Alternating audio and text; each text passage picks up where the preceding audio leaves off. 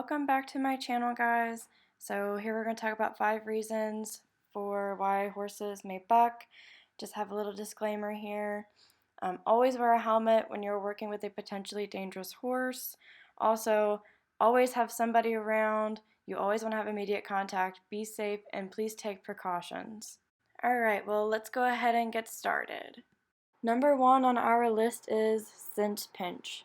So this is, of course, when you're attacking up your horse. Here are a few things to watch for. So you always want to be aware of if your horse is biting at you. This can signify that they are in pain or that they're having discomfort. Pinned ears normally signify, hey, that hurts, or they're a little bit irritated with you. Things not to do: do not lank on your latigo. That is what causes the cinch to pinch the most.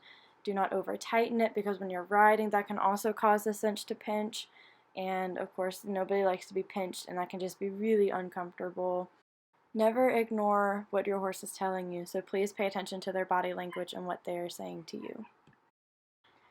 So here I am using Amaziah as my example. So pay attention to your front cinch. This is the metal piece I was talking about, and also pay attention to your back cinch.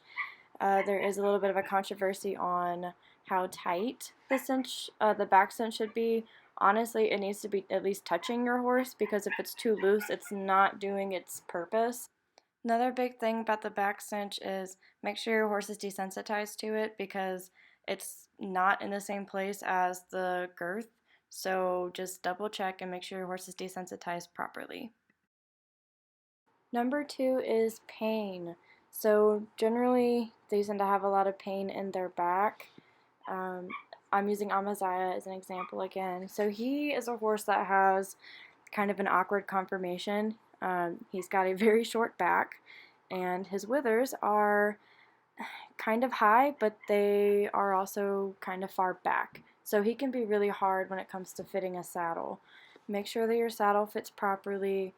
It is important for them to be comfortable. Nowadays there are chiropractors that you can use, and they would be the best ones to tell you what you need to do, what to look for, and that sort of thing. So always talk to your veterinarian if you think it's something to do with pain. So number 3, we have behavioral. Generally, this is either because the horse is trying to be dominant over you. Sometimes they can become aggressive about it. Go back to basics. Start doing groundwork. Front quarter, hind quarter, rib cage yielding, forward motion, backward motion, neck flexion, pole pressure, everything.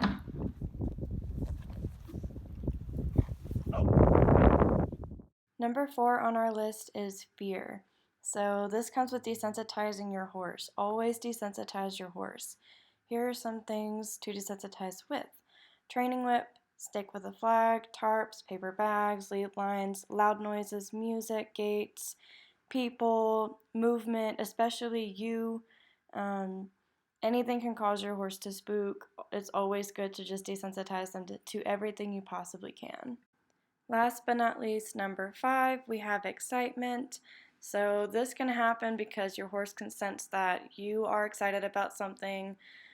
I mean, have you ever been so happy that you've just jumped around in joy? Well, they do the same thing, but sometimes they end up throwing you off. When this does happen, I just ask that you don't punish your horse for this. Please analyze the situation before taking any type of action, because you may be mad that they just threw you off, but try to understand that this is a big horse. They're kind of like a toddler. They get excited when you get excited, and sometimes they express their happiness in ways that you may not appreciate, but try to be understanding and look at the whole situation. That's the end of this video, guys. I hope you enjoyed it, and you guys have a blessed day.